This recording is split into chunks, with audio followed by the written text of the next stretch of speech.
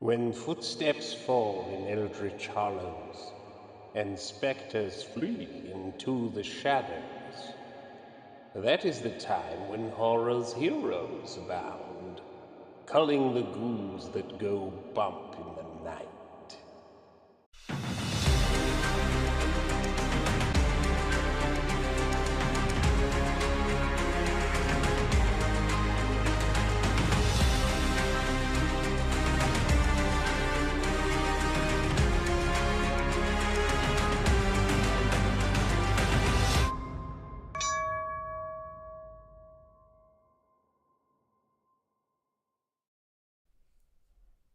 What is up, everybody? My name is SHANTH ENJETI. This is SHANTH ENJETI Art, coming to you live from the heart of Lovecraft Country, in the birthplace of American religious liberty. Holy cow, guys, I have been working like mad, and I am excited to see all of you. And I want to see who's in the chat, but let me just give you guys a glimpse of some of the craziness going on behind me. So, I have been clearing out this room of a lot of junk that is built up. I've been reorganizing my backdrop to kind of have more specific to me stuff back there, which is great.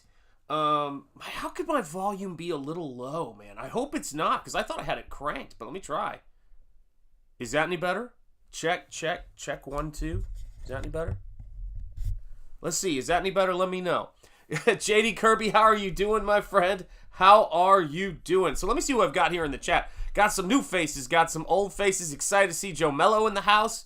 What the heck did I just do? Make it stop. Alrighty, cool. Every time I try, man, every time I try to click on something, everything goes haywire. So let's see who we've got here. We have got, of course, John is first in the chat. It's good to see you here. And yeah, we can start now. We've got Bretsky the Great in the house. We have got the very first channel member, the man from the Canada, Stephen Rockwell Drawing, is in the house. It is great to see you, brother. We have got, again, as I said, Joe Mello, long time no see, but that only makes it all the better when I do see you. Good to see you, brother. We've got Emo Trash. We have got David D saluting the Lizard King, and I appreciate that. We've got Amoral Fat, 40 ounce. It's good to see you, man. Crazy Horse is my brand of choice. Never forget it. Let's see who else we've got here. We got so many people here. We've got my brother, Timmy Mello. He's got an early morning schedule, man. I can relate. Things have been nuts with my schedule lately, but it is a pleasure to see you here, my friend. Timmy Mello, God bless you. Let's see who else we've got here. We've got Emo Trash. How are you doing? Hopefully the volume is a little bit better. Class is in session, everyone. Pipe down. Pipe down. Put a tack in teacher's chair. You never know. You never know what's going to happen. Let me see. David D is here. I'm glad it sounds good. Jim tells you, and I tell you, Jim, it's great to see you. Howdy, buddy. How are you do this without the numbers on the paper? I don't even know, man. I don't even know. I mean, it's paint by numbers in my mind. A Silent Spirit is here. Howdy to me. Howdy to you, Silent Spirit. It's great to see you. Oh, hey, Joe Mello. And hail, Shanth ENJETI, Emo Trash, Stephen Rockwood Drawing. Yep. Mick Short's in the house. It is great to see you, Mick Short. How you been, brother? It's so funny. I get to know you guys as icons. It always puts a big smile on my face. And we've got Caleb Reynolds here going, wow! That's about as good as I can do. Especially with, let me try again. Woo! There we go. That's for Shane Davis. And Paulus Arts is here. Hail, Paulus Arts. How are you doing, my friend? It's good to see you guys. Wow, crazy packed house tonight of people that I have loved to see and regulars up in this house. So as you guys know, we've got new custom emojis for channel members just before going live. I updated everything. And by the way, for those of you guys here on YouTube, make sure you click that like button. We are, between X and YouTube, we are at 44 viewers. Thank you guys for checking it out. We've got Steve saying good day from Australia, and I say good day, mate, to you in Australia. It is a pleasure to have you here, my Australians. Yeah. I am working away on this painting right here, which I could not be more excited for. This painting is going to be on the front, on the first page of the book, of the oxidized edition, and you can also get this as a print. And I was reticent to do, before doing this campaign, I was kind of reticent about doing another, brand new painting for this campaign, because I had just finished going through fulfillment and all of the work that's involved in painting a 33-page comic book, which, to put it simply, painting 33 paintings and writing a story at the same time. And, but I really wanted to do something special that was a new piece of artwork for the book. So we ended up here. William Wellborn, how are you doing? It is great to see you, my friend. How are you? Let's see. Hail to Caleb Reynolds. Everybody is saying hello, hello, hello, hello. It is great to see you guys. And so, yeah, when I started doing this and I started working on this book, and working on the idea for this, I said, I really do want every single edition of Crypt Walker to have something about it that's new and different. And this painting right here was an opportunity to do that. And so, that's the way that it went. So I had a busy day today. I am currently writing the script for the first episode of the new show that I'm going to be doing, the new pre-recorded show. So I mean an actual show that I'm going to be making called Forget Everything You've Been Taught About. So I woke up this morning and I started writing the script because I had an idea for that script. And today I wrote 4,000 words on the script because it struck me that I really... Hey, Michael, what is up, man? I had one Australian, now I have two. Making a short of Ghost of the Badlands, but wanted to drop... Making a short of Ghost... Shoot, it just jumped again. Making a short of Ghost of the Badlands, but I want to drop in and say hi. I'll make sure to put in your... You better. You better, Michael Bancroft. Hey, man, it's good to see you. Yeah, man, Ghost of the Badlands is really, really cool. I'm very curious to see where that goes in the future. Because I just think it has legs. I think it has legs, and I think it's cool. And I hope things, they figure out a way... or at least Razorfist figures out a way to continue that story, because I think it works fine as a standalone episode, and that was kind of the mentality I had with Nosfero, and that I have with every book I do. If there's going to be a weight between them, and I'm going to continue the story, I don't want my stories personally to end with a cliffhanger or where the story won't finish till the next issue, because it's so labor intensive to do a fully painted comic book. And I want to just make sure that you've got that story, and then it gets broader as time goes on. And that's one of the things that I really dig about this space and what this has afforded us. And so going back to the new series I'm doing, I was talking to my wife today. Something that we don't always do, but they say in a marriage it's important. Random McRanderson, what's up, man? Oh my gosh. Oh, I hope you get it soon, man. I hope you get it soon, and I hope you like the painting I did in it. But I was sitting here and I said, just the idea that you could broadcast and you could, I would go into a classroom, and many of you guys have been talking about this idea, and me sort of getting bitten again by that aspect of me that's a teacher, that I kind of just, because it was so painful to walk away from that career, it was just, not only has it been financially brutal on my family to walk away from a full-time associate professor job, for heaven's sake, but it was a tough decision because it was heartbreaking to see what was happening to academia. And one of the things I excelled at as a teacher was nobody knew who the heck I was when I came in.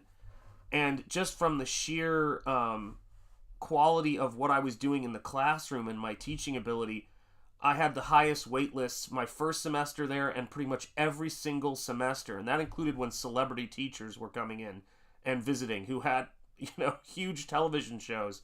I had the highest wait lists in the department. And it was just because of the level of time, energy, and preparedness I put into all of my classes.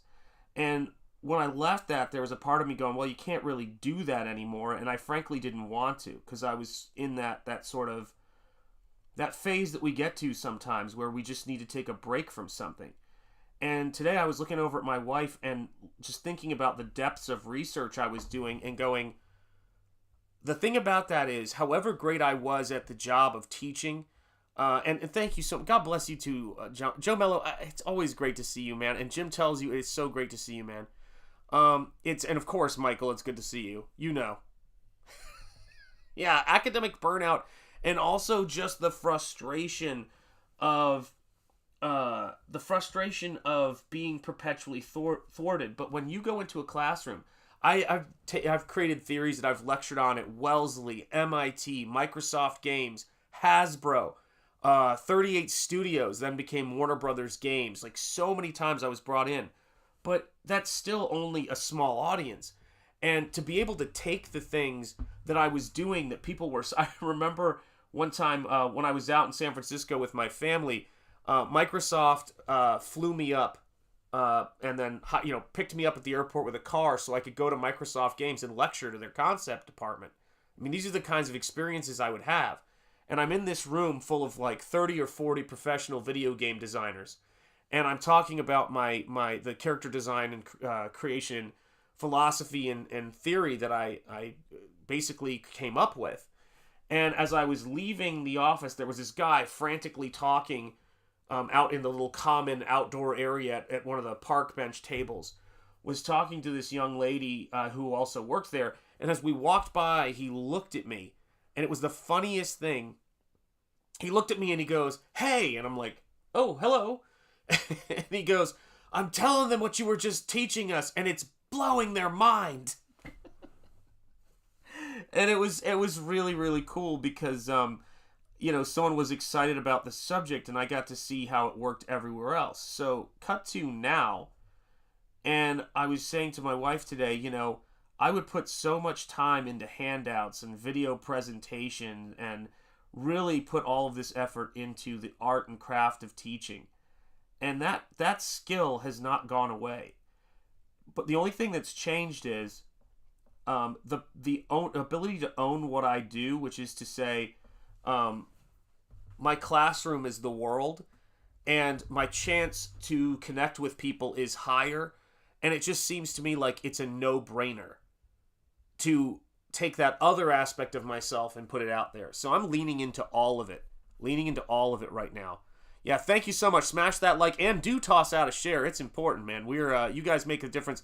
Mike D's in the house. It's good to see you, my friend. I've got a lot of Michaels in my life, man. Simply Green is here. How's it in Hobbitland? It's always great to see you, Simply Green. I hope you are doing well. Mr. Monkey Boy 1969 is here, and of course, Paulus Arts. I know I saw you before. And I appreciate you. Random Granderson, I don't think humans are designed to do the same thing forever. I got my dream job out of university, and 10 years later, I'm looking for something else. You know what's funny, Random? We've talked about, have we talked about that before? I feel like we have. Maybe we haven't. But I think that's absolutely right. It's so important for us to evolve and to explore new things and explore new challenges at any age. And I think that we gain appreciations for different things. And sometimes there's just, new dreams to be dreamt and new pursuits to pursue. And I know that's the case with me. I mean, comics has been a constant in my life since I discovered comics, the making of comics and all of that. And teaching and what I brought to teaching, which is to say I was always doing it, but I never realized that was something that could be teaching, has always been a part of my experience. But you need to find new ways to do things. And I'm fortunate that I'm around and have the opportunity to be around so many people who are like-minded and a real age range. A real diverse age range. Age range. Oh, I'm feeling it. Age range here on YouTube. And hold on a second. Stephen Rockwood just dropped a member chat, 25 months. He is the oldest serving channel member. He just dropped a member milestone chat in the house. So we must celebrate Stephen Rockwood. He also said the B word.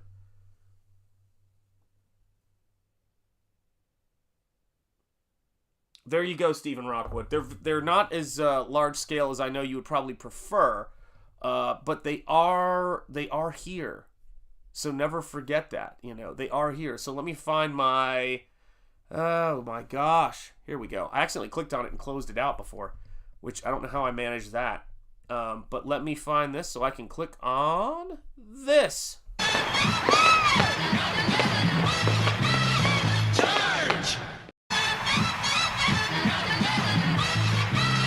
Charge! We salute you, Stephen Rockwood. Thank you so much for being a member for 25 months. And allow me to also add, because I love this, a man called Plush with, there is nothing in the universe that cannot be overcome. Ain't that the truth? I always like knowing at least a little bit about every step of the process. Movies, music, games, comics. Agreed. And I've had the opportunity to just visit and be around so many people working in different fields and creating work that affects audiences and getting a look behind the scenes. I got a back, stage tour of Pixar back during the John Lasseter days, which was amazing. I got a tour of Skywalker Ranch from one of the first 2 or 3 hires of Lucas Animation back when George was running Star Wars and Lucasfilm. And, of course, all of the speaking engagements I've had and all of the NDA projects I saw ahead of time. I mean, there are too many to count, and it's great to have access to that. Would you challenge the abstract? Would you deny the infinite? Perhaps. Bruce Campbell's Chin is here. Not too late. Only 19 minutes. That's right, Bruce Campbell's Chin, newly minted channel member. It is great to see you. Thank you, channel members, by the way. You guys are so essential to all of this. Without you guys, it is not possible. It's every single one of us who is an independent creator, our families, all of the folks in our life, we're always under the gun and we're always trying to get, the money we need to continue doing what we're doing. And it's not easy to do. And even with all of the support in the world from our families and those around us, you want to make sure that you're being able to give them the best life you possibly can. And I'm sure that's true for all of you guys. For those you love in your life, it's very true for us. So when you guys do stuff like that, when you become channel members, when you send super chats, all of that stuff makes it, and when you back Nosfero or when you gift memberships, which is amazing that you guys do that and so appreciated, it makes a huge difference because we've got a lot that we would like to do, but it's all dependent on whether it's feasible, whether or not it's practical to keep doing all of these things. And you guys are the practicality that I need, and I am so grateful for that. Let me see if I can put that together. There we go. All right, I'm painting off frame again, for heaven's sake. Sorry about that motion sickness. Some of you may have gotten there. Let me see. Yeah, that was Thanos versus Marvel. Yeah, there you have it. I gave up on the Marvel DC a long time ago, says Bruce Campbell's Chin. Oh, you know what's so fascinating? Speaking of Bruce Campbell's Chin, last night I was, I shouldn't even say last night anymore. This morning I was up late and I found an interview where Bruce Campbell was talking about his career. He was talking about, some of his experiences, including his time working on Maniac Cop. And it's so great to see Bruce, which he has been for a while, as kind of an elder statesman of film giving advice. And he said some stuff that I thought was just such great advice. He goes, I tell young actors when they come to me, I want to be an actor. How do I do it? I go, become a producer. He's like, I never auditioned for anything. I became a producer on films, and I just cast myself. You know what I mean? Or the folks I was producing it with cast me. He goes, you're going to be constantly waiting for somebody else's permission to do everything unless you actually get yourself active in the process instead of waiting around for that opportunity. Yeah, exactly. Technology changes. Foley's a whole different game. Amen, amen.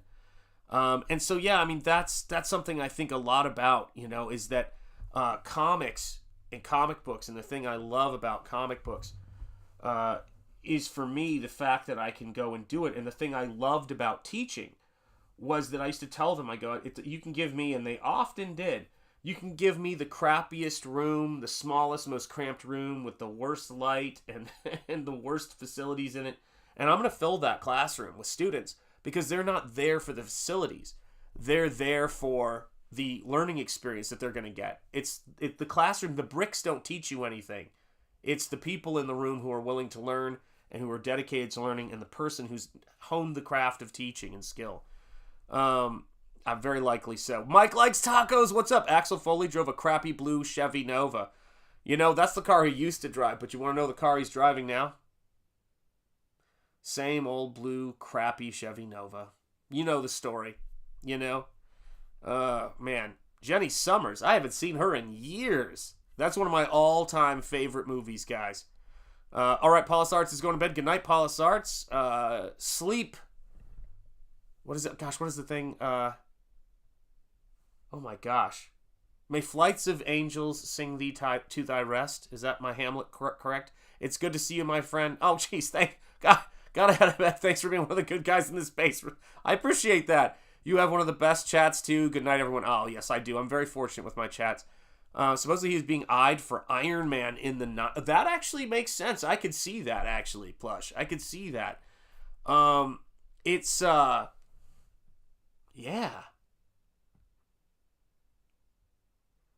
I'm not going to read that, Michael, but I know that quote. I also love Giant Size Goody Two Shoes. Hail, Shanth, and anyone who knows Shanth. Thank you, Giant Size. I appreciate it. Yeah, I always loved that. The chief called the executive chief. The executive chief just chewed my blank off. You can see I don't have any of it left, can't you?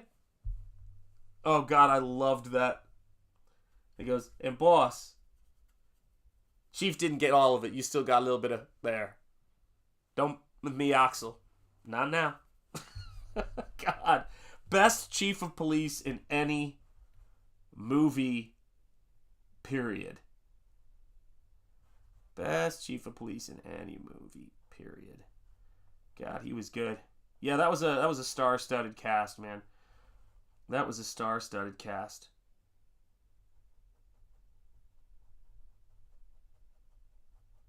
Yeah, I love that movie. So good.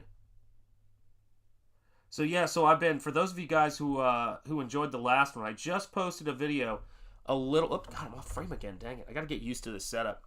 I just posted a video a little while ago of my most recent hike out in Lovecraft country. And so if you've been enjoying those, I posted another one. And I will tell you, it was just another beautiful walk with the missus. And we had a great time. And we came upon, when we were out in the woods, there was this guy who had this, who was out there. I thought at first he was kind of bird watching, but he was clearly photographing nature because he had a massive telephoto lens on his camera.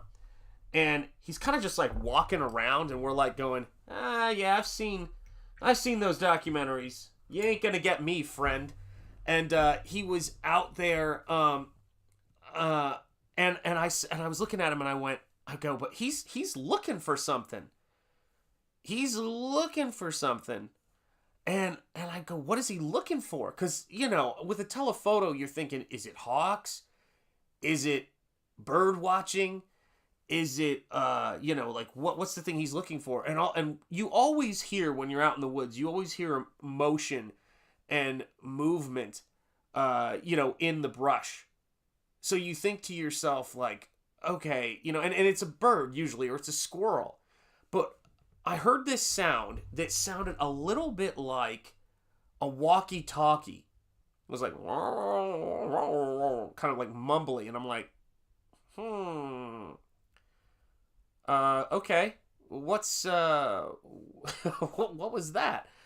And then he walks a little ways down the path, and all of a sudden, coming out, like between him and us, was a giant stag. No, you almost got me to swear. No. Thank God, no. I don't live in that area where those things are, and those things scare the heck out of me. And this giant pair of antlers, and the stag deer walks out, and then an entire group of deer jog across the path. I mean, like, it was like just this huge, huge group of deer that come running across the path. And my wife and I were just looking at each other, and it reminded me how important it is to get out, go for walks for 1,000,001 reasons, particularly health, because, you know, I'm almost 50 and I'm sitting here and I'm going, my doctor's like going, hey, how's it going? Remember that thing we talked about at your last yearly appointment? Same advice. Get out there and hike. So yeah, so we went hiking out there, and then as we, you know, and we're like going, well, we're taking some trails we hadn't taken before. And then we got to this clearing, this huge clearing. And there were all of these little stick figures hanging in the trees. They were almost like these little, I don't know how to describe them. And we just kept finding more and more of these stick figures hanging in the tree. And we realized then there was this really big one that was all wrapped up hanging in the tree. And we thought, this is a little weird. Like, what's this about? You know? I don't know what that was.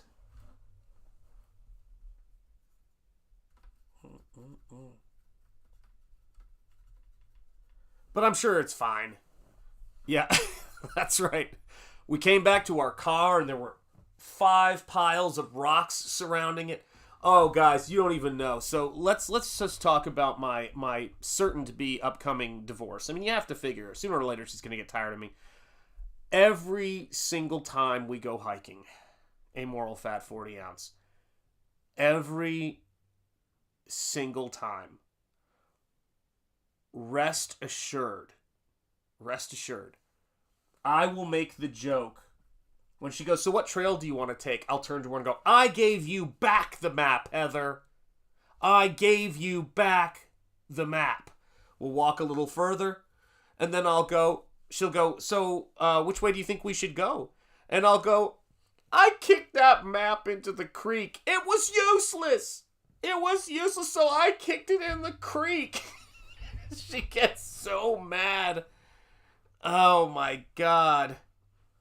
It was so funny, man. It was so freaking funny. And I was like, oh my Lord, like how on earth? I really loved that movie though. I loved that movie, and I loved the faux documentary they did called Curse of the Blair Witch.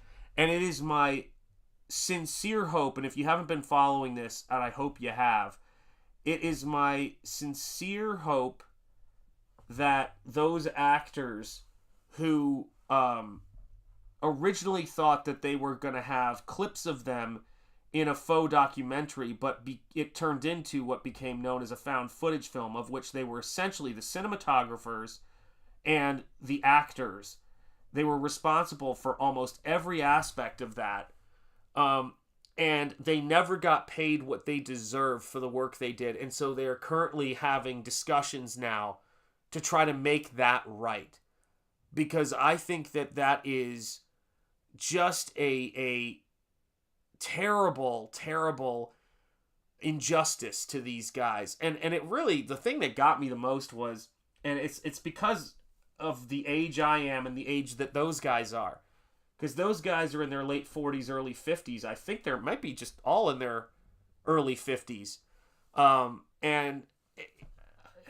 This was the thing that sort of got me is that, like, at one point during the interview, they said, you know, that I think it was Mike who just sort of broke down and goes, and I just think about how hard my wife and I have worked to try to take care of our family. Guys, this hits me because this is something I can relate to.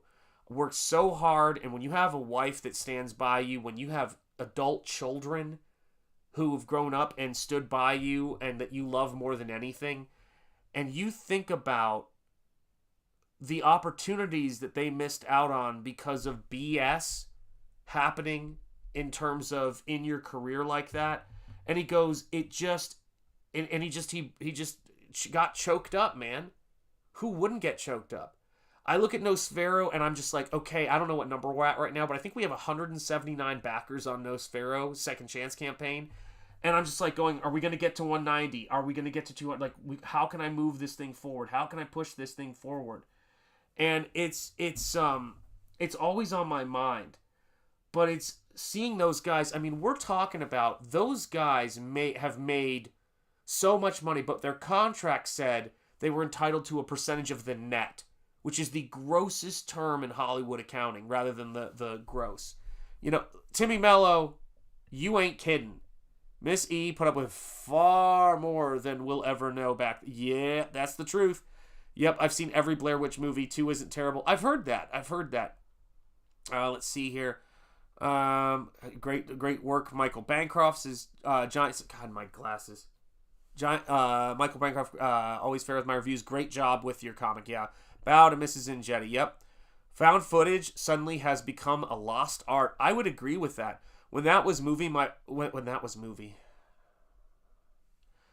Sorry, Moral Fat 40 ounce, I'm trying. When that movie was over, my brother said, "What the hell was that?" And the theater laughed. Yeah, I agree, man. I agree. You know what's so cool about it is that the net is a lie.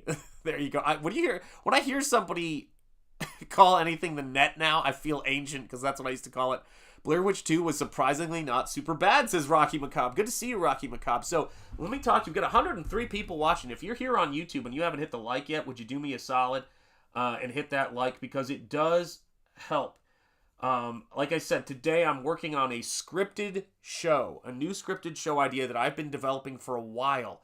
And that new scripted show is called Forget Everything You've Been Taught About. And I'm going to even move those videos over, have those videos on a separate channel of mine. That's Forget What You've Been Taught About.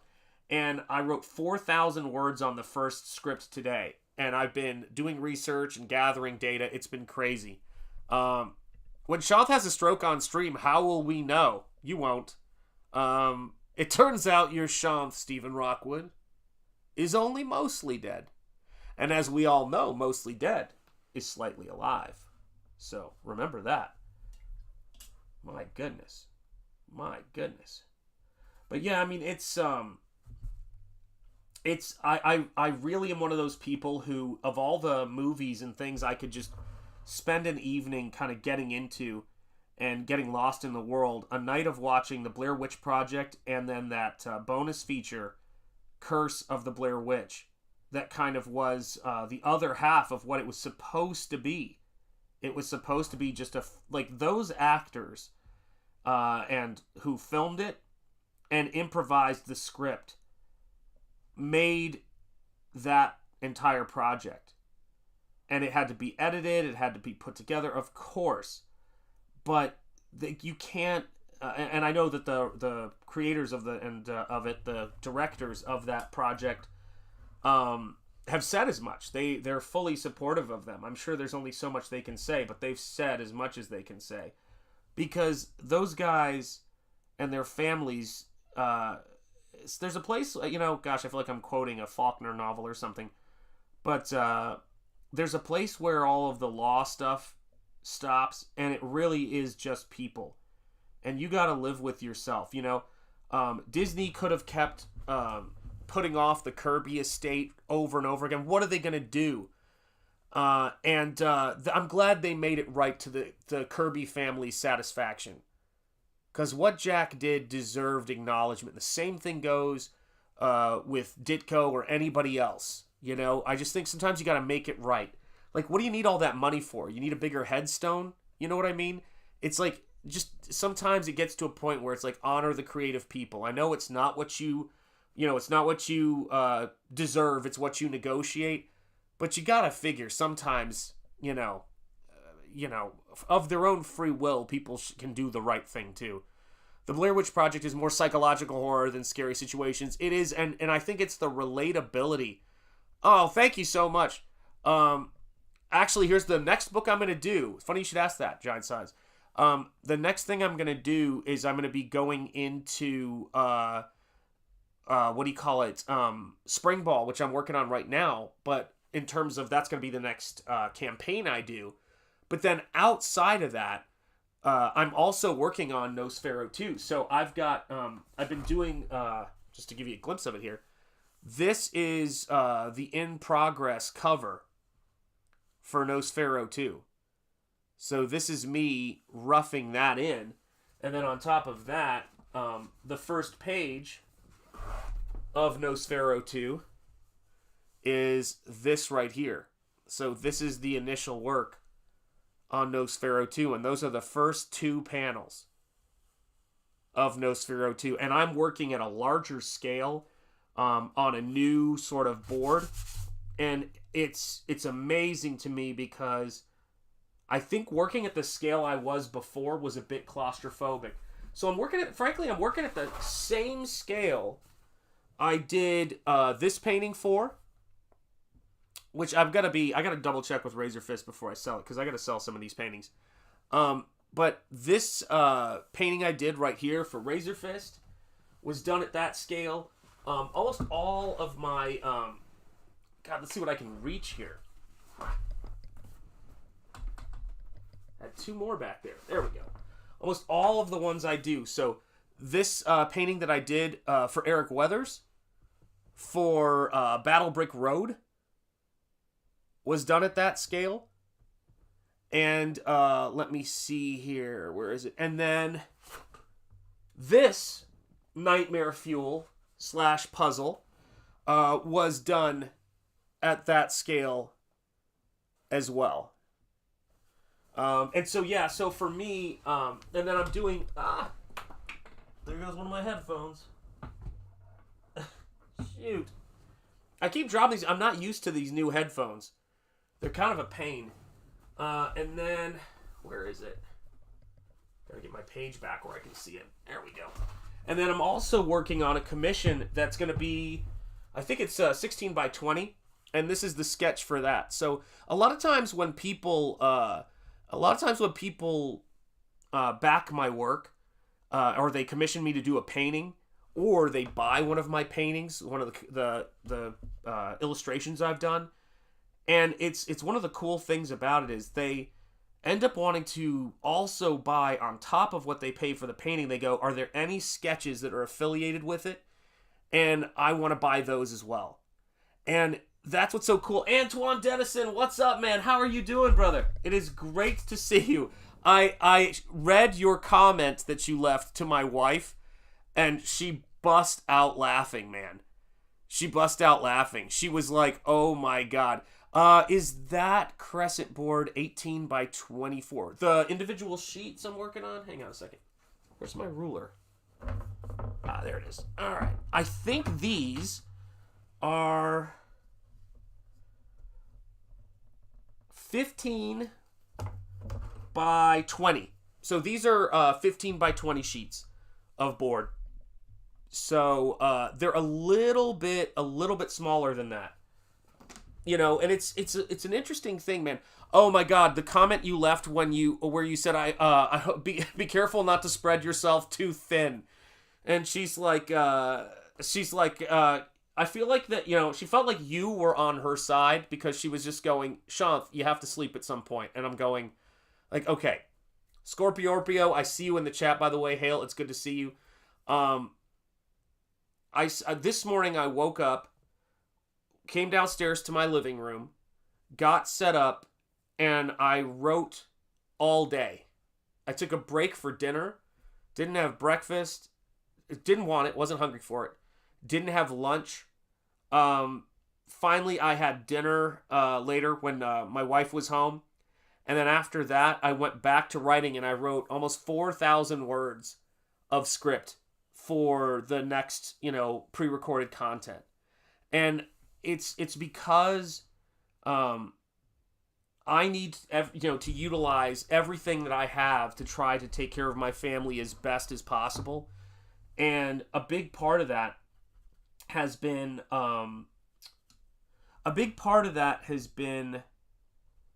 realizing that there are new ways in which I can reach out to an audience and teach them and do the stuff that I loved doing as a professor. And it's not so much the art stuff, but it's the history and the culture. And there's so much, like I've been thinking about a series of memes that describe how I feel. And my favorite meme I could think of in my head that will never be seen, but just so you know how my brain works, is me burning a large stack of postmodernist books and leaning into somebody and going, "This country deserves a better class of professor." That's how I feel. We need a better class of professors and educators out there who actually do research and actually do something that's interesting. So when I saw, I always think of the guy from Grim Life Collective, and I say Michael. I mean to say AJ. When I saw AJ from the Y Files, I like what Michael on the Grim Life Collective does as well. But when I saw AJ from the Y Files and what he was doing, I went, this guy understands how to present information in a concise and direct way that gets the information across. And I appreciate how he goes about it, because he loves, you have to love doing research, and you have to love collecting that research and presenting it to be an effective teacher and communicator. And I think I get, like, you know, I don't know how often he does those shows. I feel like he was doing it every Thursday for a while, and he's kind of slowed down, probably because it's so exhausting to do. You know, it's like, let me move this camera down a little ways because I want you guys to get a better look at what I'm doing. Where is it? What's casting his shadow? I don't think anything. Hopefully nothing is, but there we go. Let's do that. There we are. But that's something I think about a lot. Yeah, when you are in that creative zone, you'd accidentally forget to breathe if respiration wasn't involuntary, let alone eat. I agree with you 100%. Yeah. My restraint is nothing short of heroic. Agreed. Yeah, I mean, for me, it's it's important for me to just kind of get into it. Yeah, Hecklefish runs that show 100%. Well, he had my vote. The Y-Files, hail Hecklefish indeed. I love Hecklefish, David D. And his writing is so great. And, oh no, unfortunately his creative partner split ownership of the IP, so he might be stuck for a while. Is that why they're not doing the show right now, or why it's been going slow? Oh no. Ugh, that's frustrating. I hope that's not going to cause him too much trouble, because I feel like he's been through a lot. He's been through a lot building that thing up. But you know what? Maybe it's a forced break. You know, you never know. Yeah, is it the fish? Your back. I love that. Your backgrounds are thick and wild. When do you stop? How long do you wait? How much do the figures in the forward affect the background? Wow, that's a lot, man. I think it is the fish. Wow, that's a lot to take in. Wow, God, that is crazy. I've never really thought about that. When I'm working, and anyone who knows who's commissioned me to do work knows this, there's all this study that goes into it. You know, I'm doing painting classes with Eric Weathers right now. And one of the cool things about that, which is another reason I think there's been a lot of stuff that's been conspiring to get me to reluctantly put my teaching cap on a little bit, which is responsible for some of this. And there's just a point at which you let go. You have so much stuff in your head, and you have so many mental models for how to approach things. And I think at this point, it's just the pictures kind of just come to me as a particular, they almost come to me not fully realized, but I understand them, and then I just start painting. And it's really about balance. Like, I know I do make decisions sometimes because I don't like the way something looks, but it would seem arbitrary. I'm sure it would seem arbitrary to some people, because it's my instinct on things. You know, and a really great example of this. Hey, what's up? Aetherline, it's good to see you, man. How are you doing? Let me see here. Mechanoid is here. It's good to see you. Yes, I mean the fish. I hope the fish. Shanth, now is a good time to start offering your art lesson classes. I would, but oh my gosh. The lizard people Illuminati are trying to silence AJ and Hecklefish. I believe it. Let me see here. Also, you guys are probably fine. Yeah, let me see here. So let me zoom this out so you guys can see it. Let me see here. See, it does that auto rotate. That's the thing about this. Does that auto rotate? So hopefully nobody's getting motion sick as I adjust this. And let's try that. Okay, so this is the way the entire painting comes together, and I had those particular, Thulu tentacle things going one particular way, and it just didn't work. It's the best way I could put it. It just didn't work. And I realized, I was like, okay, this isn't working. And I need to figure out what I'm going to do with it. It's so crazy. And I thought, Vertigo unlocked the painting. Looks great. Thank you so much. I'm sorry. Sorry if I triggered the Vertigo. Okay, going to sleep. Take care. Late Night Road. Stephen Rockwood, thank you for being here. Seriously, it always is uplifting to have you here, man. You're such a big supporter, and you've been so positive. Honest to God, man, I'm grateful for you. I hope you know that. Sleep well, man. Sleep well. Much love from our family to yours. Okay, brother? And it's like, they felt clunky is the best way I can put it. And there are some artists who do clunky really well. Like one of my favorite artists that I think I've talked about a few times lately on streams.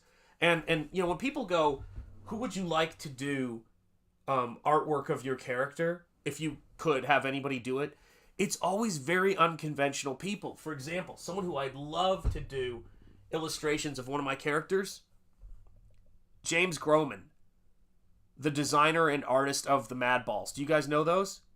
Do you guys know what these are?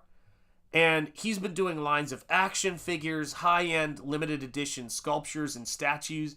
I love his playful, crazy, quirky, wild design sense. And he's a monster kid, just like Graham Nolan and I are.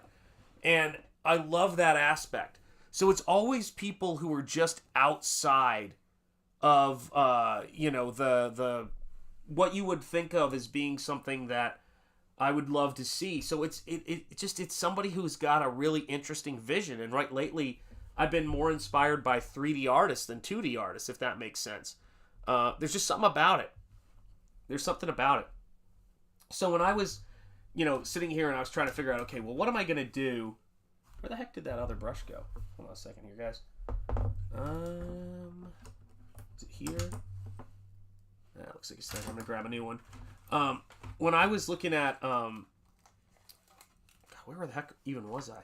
Oh, when I'm looking at something like this and I'm trying to figure out, okay, so what's the balance going to be for this? Or how are we going to put this stuff together?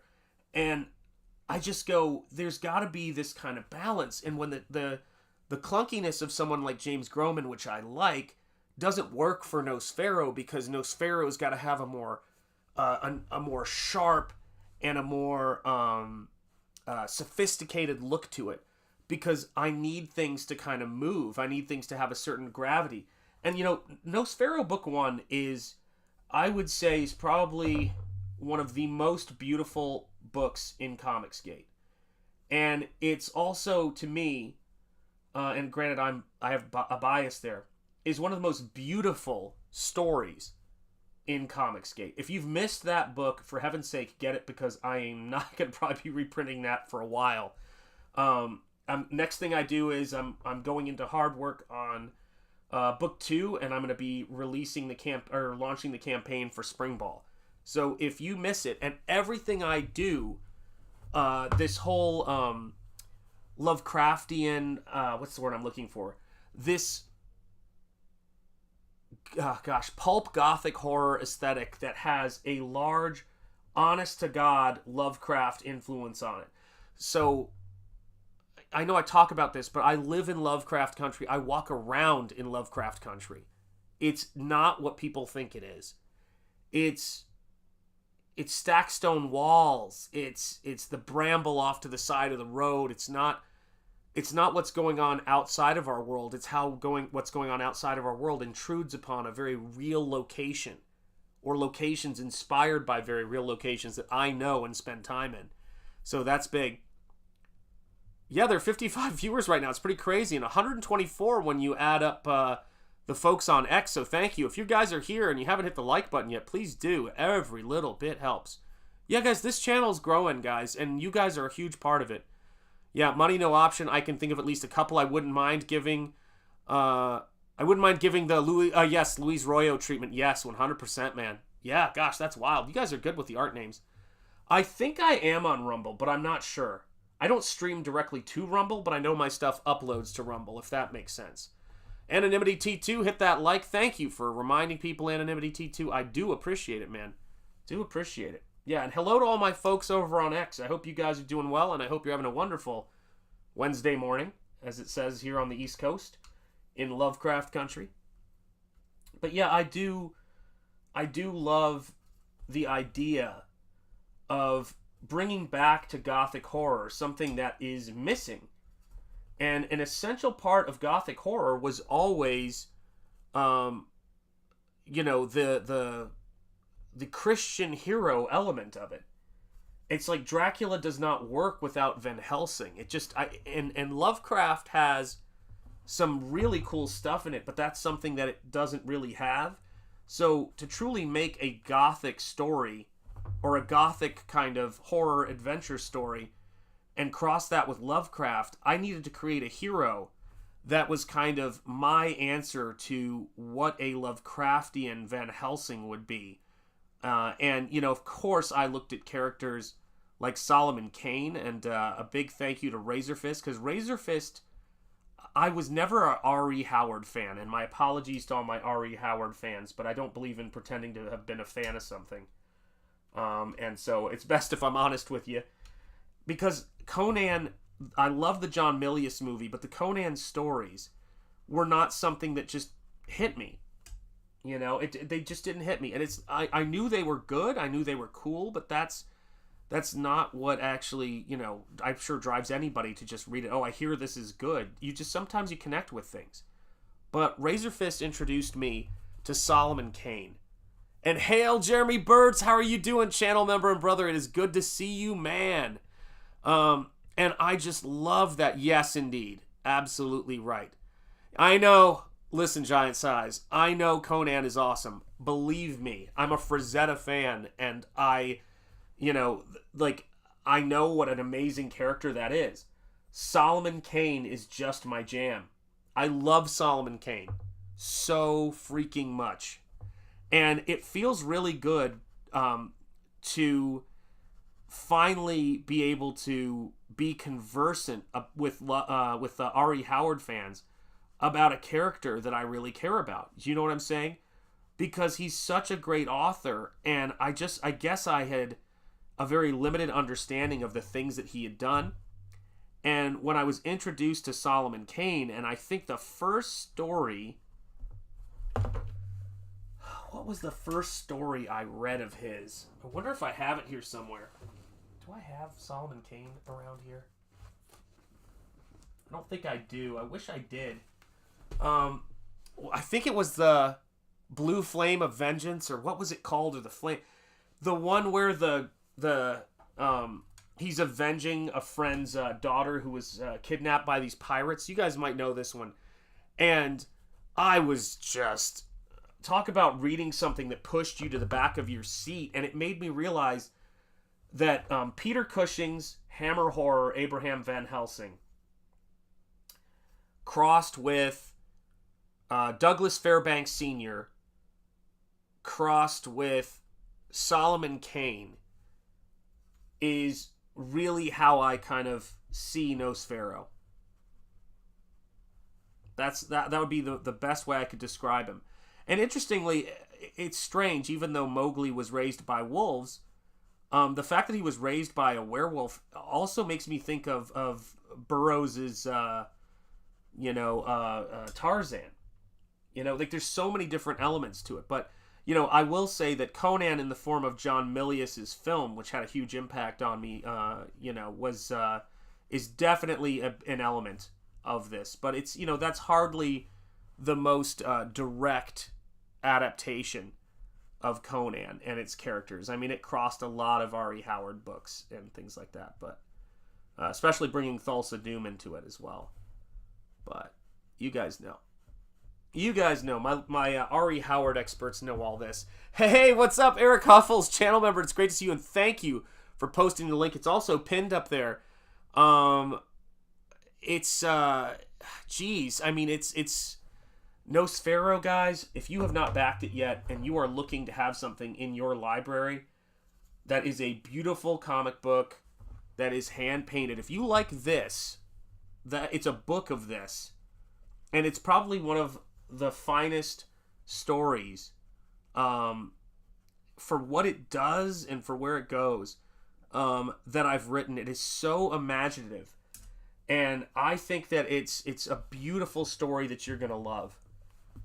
I love these characters so much.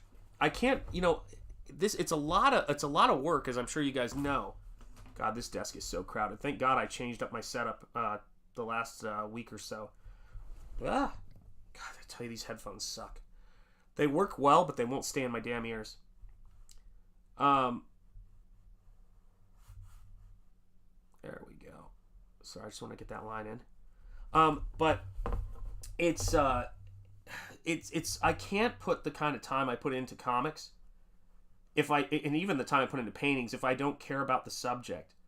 And comics, to do 33 paintings with interlocking smaller paintings inside of them that require just so many skills, and then write and have it be your own thing, to where you have to kind of break the static friction with these characters.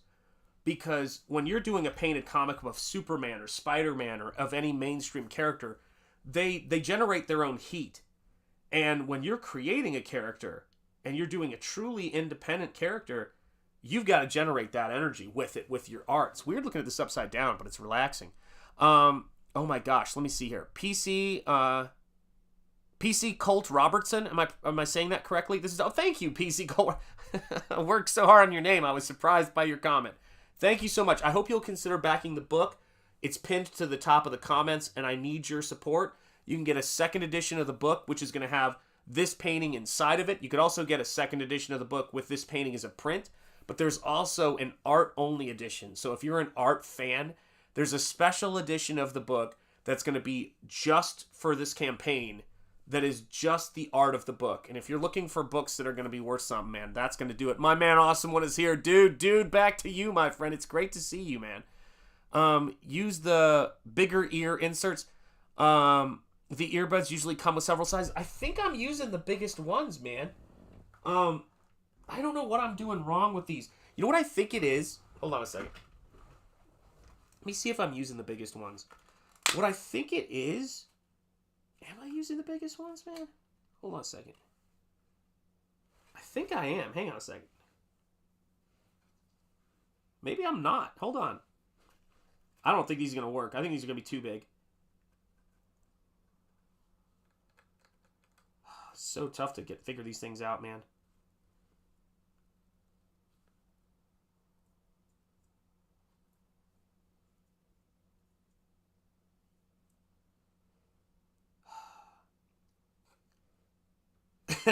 I'm so... Oh, man. I've lived too long. Let me see. I wonder. Maybe. I'll try this. It could be my ears are nuts. Oh, yeah. P. Colt. All right. Excellent. P. Colt Robertson. Excellent. Yeah, maybe those do. I'm not sure. We'll see how they do. I think it's P. Colt Robertson. Gotcha. Awesome. Oh, gotcha. P. Colt Robertson. There you have it. Okay, yeah, the other solution is cleaning your ears with rubbing alcohol. Yeah, I think I've tried that before. I don't know how that's going to go, but we'll give it a shot. Actually, you know what? I think that may have solved my problem. Thank you, chat. That's what she said. Says Eric Huffles. Eric, I hope my comic timing wasn't too late on that. I know it probably was. So, one of the fun things about YouTube, whether I'm watching... somebody build cabins, and structures out in the woods, which I found a really cool channel where they do that. Watching Grim Life Collective, the Y-Files, or any of this stuff. They're great opportunities. The shows are great opportunities to get your mind thinking and to see or to get your mind moving and to start thinking about things. And in the same way that for me, going for walks with Mrs. Enjeti and going for hikes has been really good. And I love that stuff. Oh, whoa. Hold on a second. Awesome one. Says, made a cheesecake for my mom's birthday today. A young lady she is. Awesome one. That is great to hear. And happy birthday to Awesome One's mom. And wishing you many happy returns. So let me see here. Yeah. Okay, so I'm using Pelican Opaque watercolors. And let me see if I can move the camera over here. This is probably going to be a disaster, but we'll try it. That's what they look like right there. So that's the pan watercolors. I'm also using a tube of zinc white. And that tube of zinc white really just helps me to have more coating power. There's a white tube that comes with it, but it's junk. I usually throw it out, and then I get just a tube of the Winsor Newton zinc white gouache. So this is the stuff that I use. So it's opaque watercolors and gouache, and it's they work really well with each other. And because I get for a very affordable price, I get a lot of color options that are very bright and a lot of pigment. So it's a very enjoyable way for me to work. And the colors are really great. They mix really nicely. And they have a lot of opacifier in them. That's why I always say opaque watercolors, not just watercolors, are the thing. And like you can see sorry, I was painting off frame. You can see the vivid nature. Let me push this down just a little bit here. There we go. You can see the vivid nature of the color and the way that they play off of each other. And that to me is kind of the fun part of it. There we go. There we go.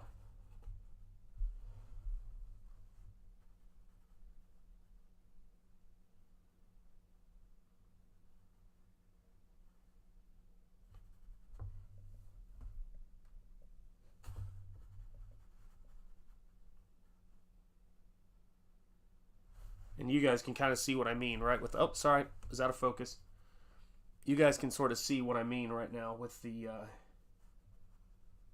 color. Because what I want to do is I want to make this have a really interesting border. So I want to use those tentacles that I have going around it to make kind of more of an Art Nouveau border instead of just a straight rectangle. Even though I compose it as if it's in a rectangle. Oh man, that annoys me when that goes out of focus. There we go.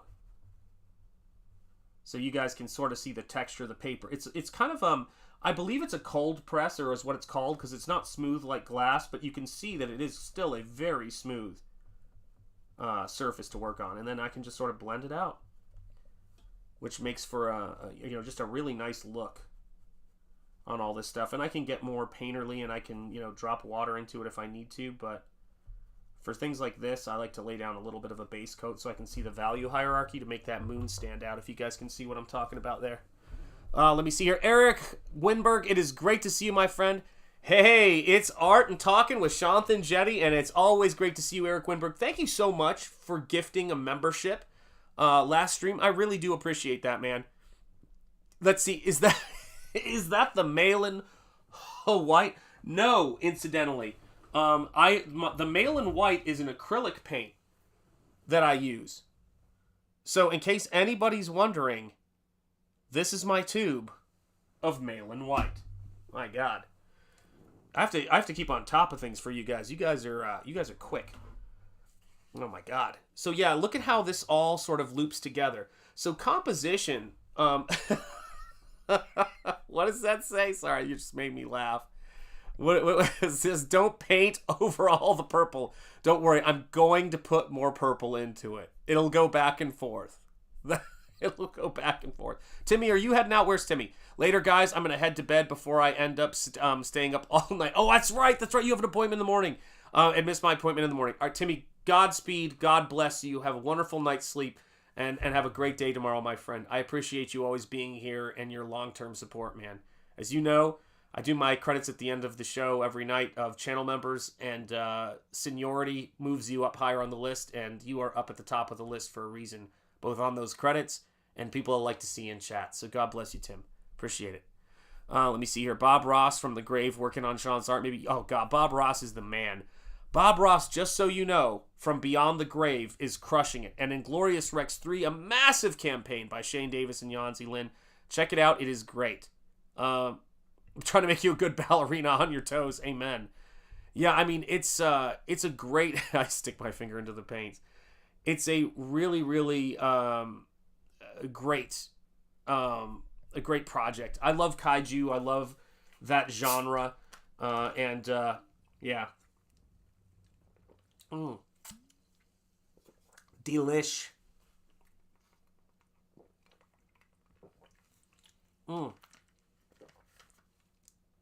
I think there's a huge part of what I do here lately that has been, I don't know, has really been about trying to get this studio in order, you know? And you know what? Something I haven't done. I don't know if this is going to work. Let's see if this works. This probably will go badly. But let's see. I'm not using a Frank Frazetta reference, but I love Frank Frazetta. Did that not work? Dang it, did I hit something? Shoot. Okay, wait, I think it's working now. Is it? Come on. It was working a minute ago. Hold on. This is frustrating me. Oh, it disconnected from the camera, that's why. Hold on, give it a sec. There we go. It disconnected from the camera. Do you guys see this? Let me know if you guys can see this. Put some ones in the chat.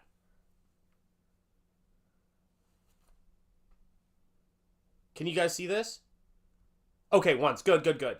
So this right here is my new backdrop. So you can see that behind me here, I've got some of the proof pages. They're a little bit dark, but I've got some of the proof pages of Nosfero behind me now that you can also see in the top camera image. And then over here, I've got some of my favorite books. I've got the King James Bible, Last of the Mohicans. Let me see if I can move this so that you guys... Oh, wow, cool. I can get a lot closer. The King James Bible, Last of the Mohicans, illustrated by N.C. Wyeth. A copy of the New Testament that was belonged to my late father-in-law. A hardcover leather-bound of The Legend of Sleepy Hollow. One of my absolute favorite stories. So The Legend of Sleepy Hollow with illustrations by Arthur Rackham. And then these sort of soft but kind of Barnes & Noble editions. They're sort of got like a little bit of a leather cover, but they're really nice to carry, of both Frankenstein and Dracula. I've got the sketch for this painting right here. Another hardback copy of Dracula. And then here's where I keep all of my paintings. Now, on my desk, what you're seeing in my filthy studio, what you're going to see is... Oh, here it is the sketch for what I'm working on right now, or the painting I'm working on that's a commission. And then down here, you can see... This is really cool. I've never... Oh, shoot. Hold on. Give me a second, guys. It's a little fussy. Chief Sean's back row crow, you can disconnect at the end. Let me see if this works. I think the cable's just a little loose. Come on. Fire up. Click to start. Okay, hold on. You can do it. Hold on. Is it working? Come on. Hold on. There we go. Let's see how long this holds. And so here's my desk. There are my paints, paper towels, pencils, and then let me lift this up. Here is the painting. And so here's a look at the painting right here. So you guys can see all of that. And I just got this week, I got a wooden, let me see if I can see it here, a wooden shelf that I have right here that I screwed into the back of the desk so things won't fall off the back of the desk anymore. Because things had been falling off the back of the desk. And you can see all the boxes and crazy stuff I have going on in here. I mean, there's just so much different stuff in here. But yeah, this is the setup behind me, and this is all of the stuff. I even put up a brand new Mucha print back there. Alphonse Mucha is one of my biggest influences. So I have that behind me. Of course, there's Godzilla. That's Godzilla -1, and on the other side, I have Shin Godzilla with his atomic breath going. I have Peter Jackson's King Kong, several Frankenstein figures, several Wolfman figures, Nosferatu, and even, if you look back there, Solomon Kane and a custom Wesley Snipes head Blade figure is back there as well. So yeah, I've got tons of different stuff back here. But I wanted it to feel like, you know, something that was really kind of cool and exciting. And, you know, just a fun space of creativity. And one of the things I want to put up here, because I don't like my copy, it's a little well-worn, is that two of the books that were, this is going to probably give me trouble again, so apologies, guys. Sorry about all that. One of the things that Razorfist said that I thought was quite brilliant. Hey, Melody B, how are you doing, Mel? I do appreciate that. Thank you so much. It's so great seeing you, Mel.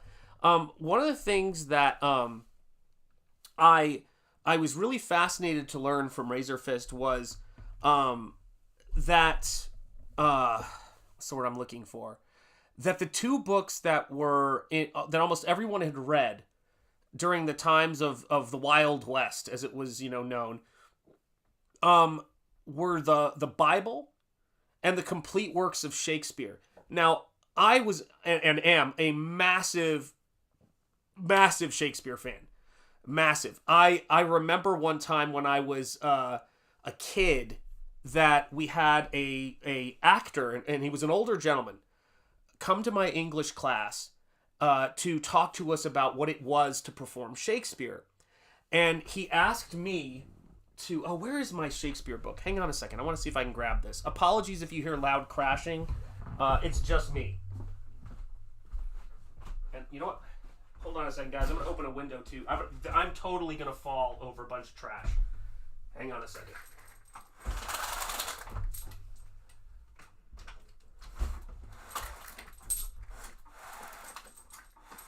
Let's see if this works. I'm totally going to fall.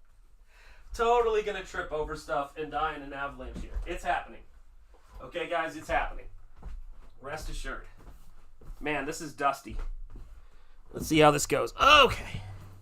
So this is my copy of the complete works of Shakespeare.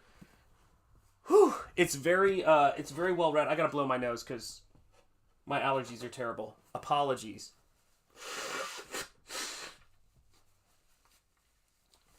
I'm shielding you from the horror with Shakespeare.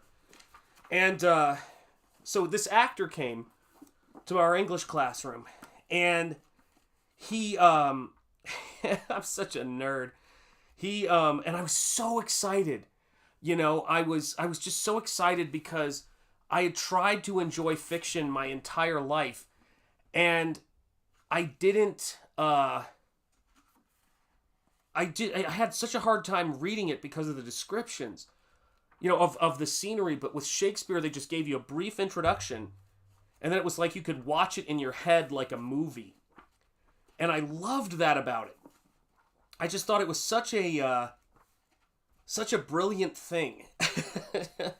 So I started watching adaptations of Shakespeare on film. I, of course, much later got into Kurosawa's adaptation of King Lear and Macbeth, which I thought were brilliant. And then, God, I really cannot find my Shakespeare plays.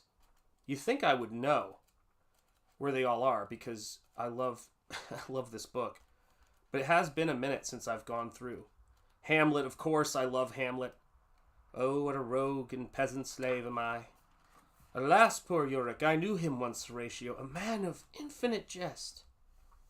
Let's see here. King Lear should be... I thought I passed it. No, here's Macbeth is my favorite Shakespeare. So I always say that everybody should have a favorite Shakespeare play and a favorite Shakespeare character. Here's King Lear. My favorite Shakespeare play is King Lear. I'm sorry, not King Lear. Sorry.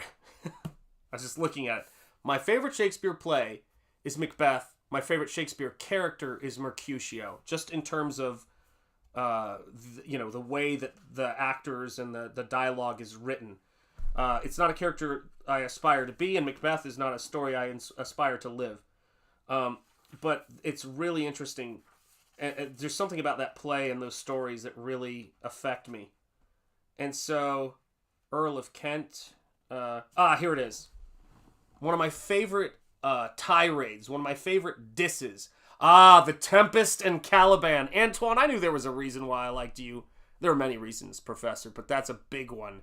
The Tempest and Caliban. You can learn so much about somebody. It's just... Oh, God, it's so good. So Oswald says, is confronted by Kent, and he says, "What dost thou know of me?" And I said to this guy, "Could you please act Kent's response for me? Because I really want to hear Kent's response said by someone who knows how to act Shakespeare." And here's his response. I used to be able to memorize it, but I haven't read it in years.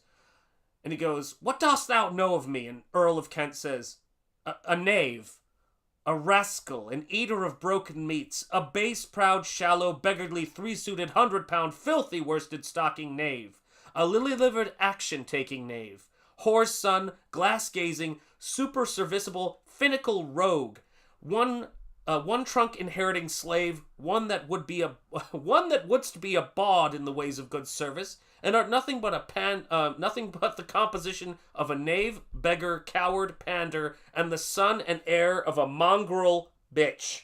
One whom I shall beat into a clamorous whining if thou deniest me the least syllable of thy addition. And I fucking loved it. Sorry to swear, but we're talking Shakespeare. And hello, my brother Rocky. It is good to see you, my brother of 30 years. How are you? And I just freaking... This dude, like, I don't know if he's probably passed on by now.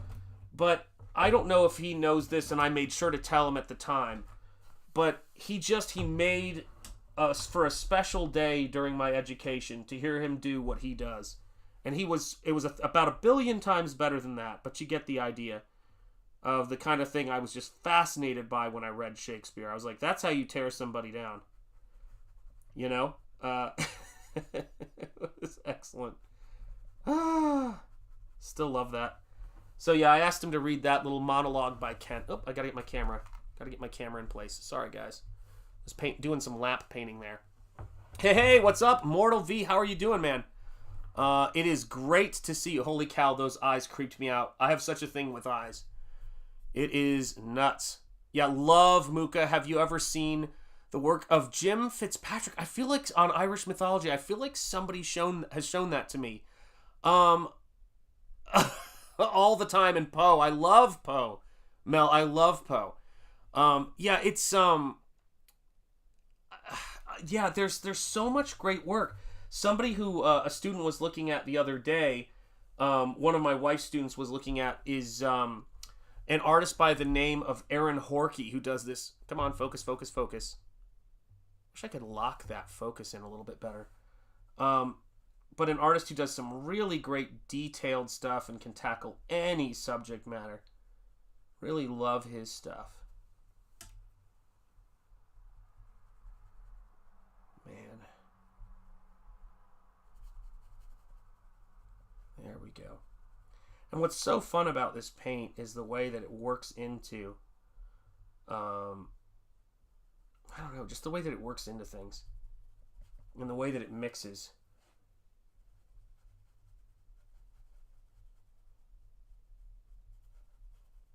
I was talking with my best friend today, which is just great, for a couple hours, and I was helping him with a project he had to do.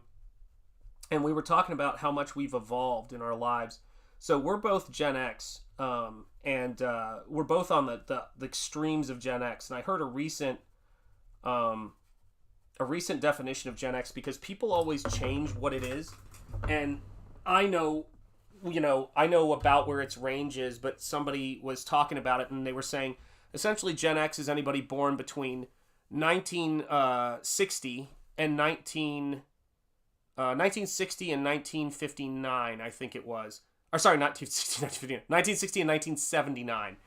And it really struck me because I was thinking there's just a cultural thing about that. Hold on a second. Barb Rogers, Miss Solitaire gifted 1 Shanth Enjeti membership. Oh my gosh, excellent. Thank you so much.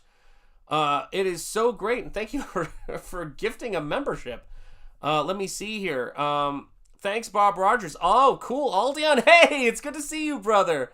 Was, I guess, just gifted a membership. Is that correct? Let me just double check. Was gifted a membership by Barb Rogers, Solar Terror. Well done. And allow me to send these your way, Barb Rogers. This is for you, my friend. Charge! Charge! I love seeing it. I love seeing it. You guys are the best, man. You guys are the best. Yeah, so it was God, let me see if I can fix this now. But it's one of those things that I don't know, like when I think about what inspires me and what I want to have around me, and sort of figure out, like, you know, what's the kind of work and what are the kinds of things that I have around me. Gosh, I gotta tell you, I'm not sure which one of these is the right size for my insane ears. We'll figure it out. But when I was designing the stuff I did, I actually repainted my classroom when I was teaching college, and I was, you know, really concerned about how conducive a space was to learning. And Machinoid out damn spot, said Lady Macbeth.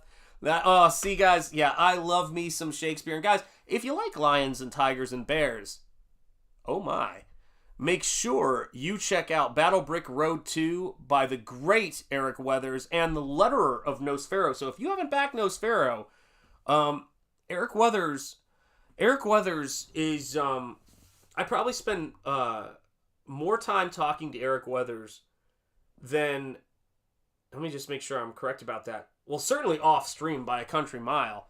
But he's really been somebody who has been great to meet through Comicsgate, and we spend a lot of time talking about the golden age of illustration and painting, and it's been so cool because in a lot of ways I would have never even considered teaching painting or art or anything else again. I was that burned out. But when Eric said that he wanted to learn how to work with traditional media, that was kind of all I needed. You know, I was like, all right, fine.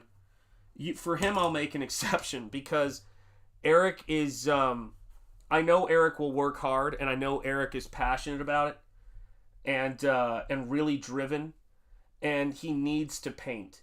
And so we've had a lot of really great conversations about different painters like Dean Cornwell and Meade Schaefer and Norman Rockwell, and I was able to get him share with him a documentary that I bought at the Norman Rockwell Museum of American Masters on Norman Rockwell, and it's really great to just spend some time talking about painting and talking about the history of illustration. And Eric, I think, has a lot of ability that he is yet to tap into as a painter.